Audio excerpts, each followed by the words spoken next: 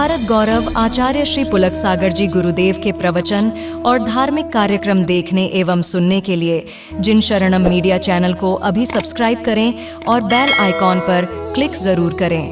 मैंने अपने पिता को देखा, अपनी माँ को देखा, मैंने कहा कि ये भी तो भगवान है। तो मालूम है मैंने क्या किया?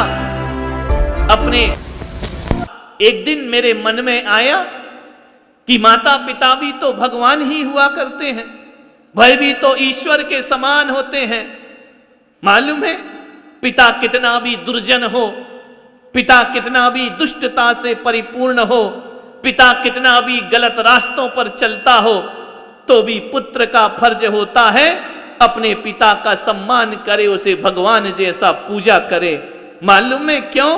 क्योंकि एक पिता ही दुनिया में ऐसा होता है जो हमें प्राण दिया करता है, हमें संसार में लेकर आया करता है। उसका सम्मान भगवान से, माता पिता का सम्मान भगवान से बढ़कर होना चाहिए।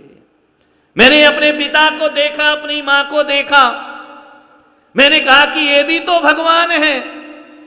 तो मालूम है मैंने क्या किया? अपने भगवान महावीर की फोटो के ऊपर उस पर्स में माता पिता की तस्वीर लगा दी कि ये ही मेरे लिए भगवान है। फिर उससे क्या हुआ? बोले फिर मेरे पिता ने मुझे पढ़ाया, स्कूल में भेजा, कॉलेज में भेजा।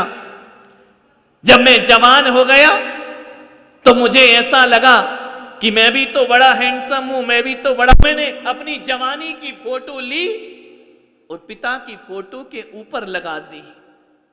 पहले भगवान महावीर, फिर माता पिता, फिर खुद की तस्वीर लगा दी। मेरा धीरे धीरे पढ़ते पढ़ते पढ़ते पढ़ते एक लड़की से संपर्क हो गया, उससे मेरा प्यार हो गया, उससे मेरा लगाव हो गया।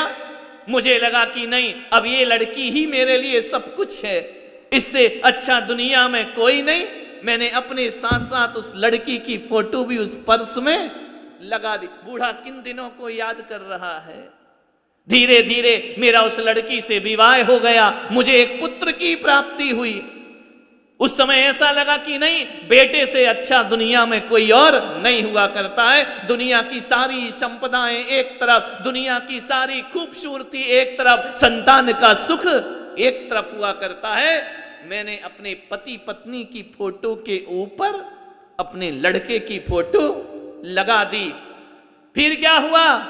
एक दिन ऐसा हुआ मेरे पिता की मृत्यु हो गई, कुछ दिन बाद मेरी मां की मृत्यु हो गई, और एक लंबी बीमारी से मेरी पत्नी का भी देहांत हो गया।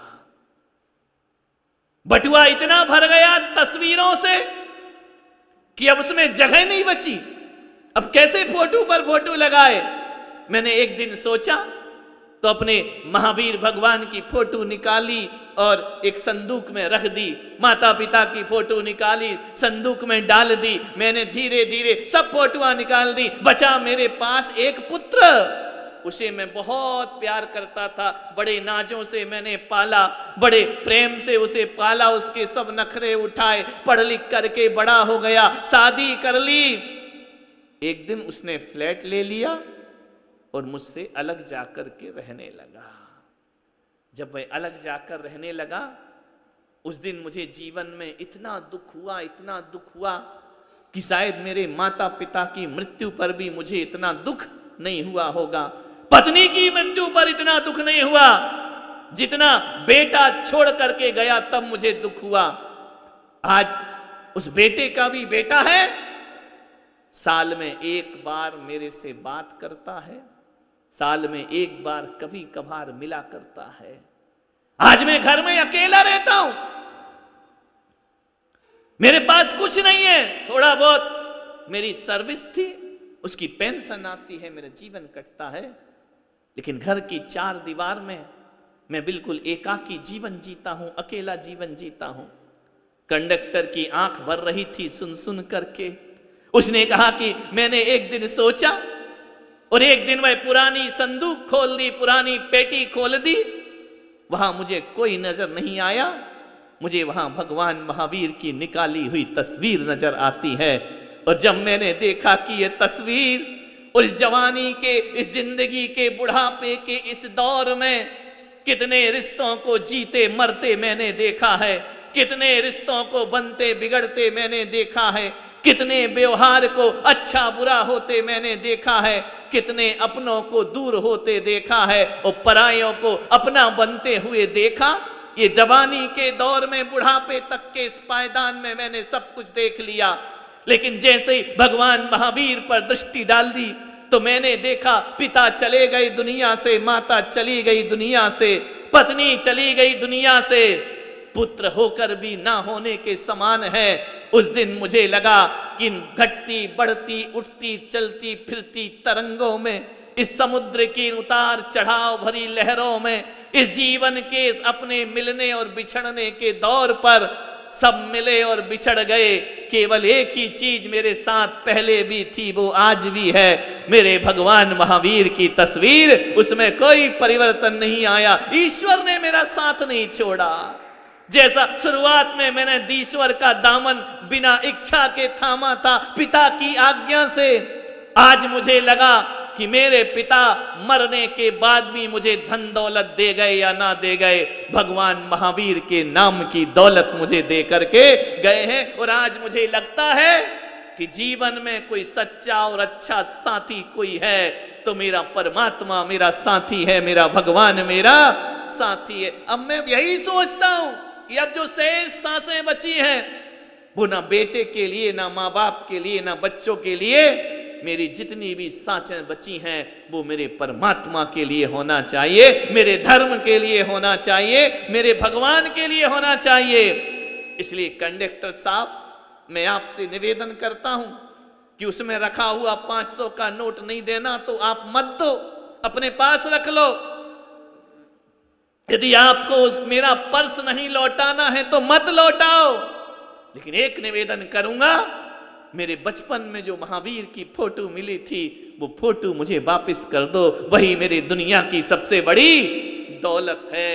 छल छल आंसू बहे उस कंडक्टर के और उसने कहा कि अब मुझे विश्वास हो गया कि ये बटुआ किसी और का नहीं दादाजी, ये बटुआ तुम्हारे जैसे आस्थावान लोगों का होना चाहिए, ईश्वर को भजने वालों का होना चाहिए, ईश्वर के गुण गाने वालों का होना चाहिए।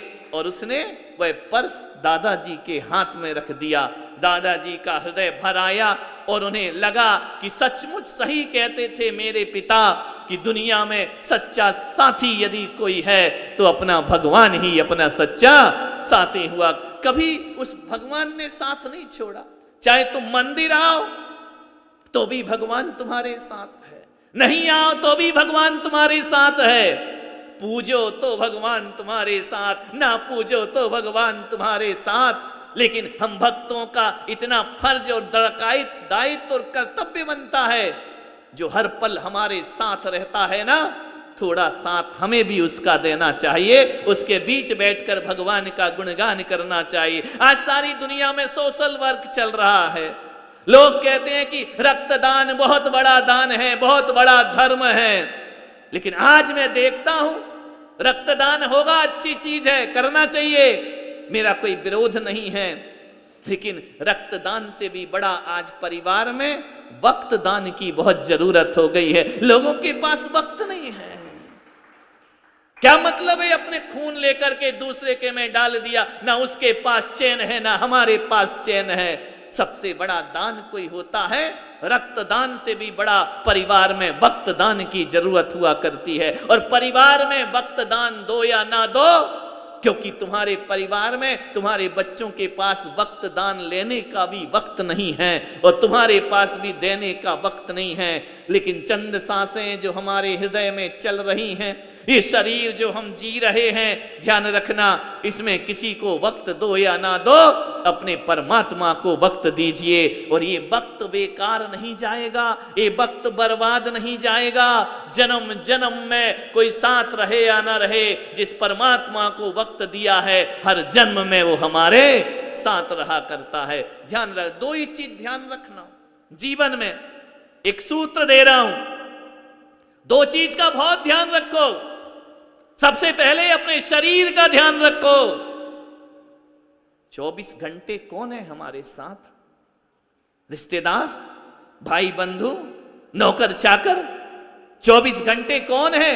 सोते, जागते, उठते, बैठते, खाते, पीते, नहाते, धोते, आते, जाते, कुछ भी करो, होश में, बेहोश में, सुख में, दुख में, आशा में, निराशा में, कौन है हमारे साथ 24 घंटे? हमारा शरीर हमारे साथ हुआ करता है। सारे लोग बदल जाएंगे, शरीर हमारे साथ साथ रहेगा। तुम सम्राट भी बन जाओ तो शरीर तुम्हारे साथ है, और भिखारी भी बन जाओ तो भी शरीर तुम्हारे। शरीर से खिलवाड़ मत करना, शरीर को बहुत संभाल करके रखना, क्योंकि जिस दिन शरीर गड़बड़ हो गया ना, उस दिन सब रिश्ते नाते बेकार हो जाया करते हैं। और पलंग पर पड़े रहोगे, लोग चाहे अनचाहे तुम्हारे मरने का इंतजार करते रहेंगे। कौन तुम्हारे पास आएगा? कौन तुम्हारी सेवा करेगा? कौन आगे पीछे? और कर भी देगा सेवा तो शरीर की वेदना तो खुद को ही भुगतना पड़ती है। सबसे पहले शरीर का ध्यान रखो, लेकिन ये भी ध्यान रखना कि शरीर के साथ साथ कि ये शरीर तो एक दिन छूटेगा ही छूटेगा, कितना भी संभालो ये तो मिटेगा ही मिटेगा। और शरीर के बाद यदि किसी का ध्यान रखने की जरूरत है तो अपने भगवान का ध्यान रखने की बहुत जरूरत है, परमात्मा का ध्यान, उसके ध्यान में रहो। ये जो चातुर्मास हो रहा है, पहली बार चातुर्मास में इतने विधान हो रहे हों, 120 विधान है, ध्यान रखें। प्रतिदिन विधान होता है, शुभोपयोग में लीन होते हैं हम, धर्म ध्यान में लीन होते हैं हम, सामूहिक विधान कराते, हजारों लोग आ जाते, लेकिन कोरोना के कारण हमें हजारों की भीड़ एकत्रित नहीं करना है। हमें उसकी मनुष्य की जिंदगी का भी ख्याल रखना है, सांसों का भी ख्याल रखना। इसलिए हमने विचार किया प्रतिदिन यहाँ भगवान की आराधना होगी, पूजा होगी, एक एक परिवार आकर के पूजा करेगा। आज आप सिलवासा के लोग, मुंबई के लोग आकर के पूजा कर रहे हैं, भगवान की आराधना कर रहे हैं। विचार करिए आप,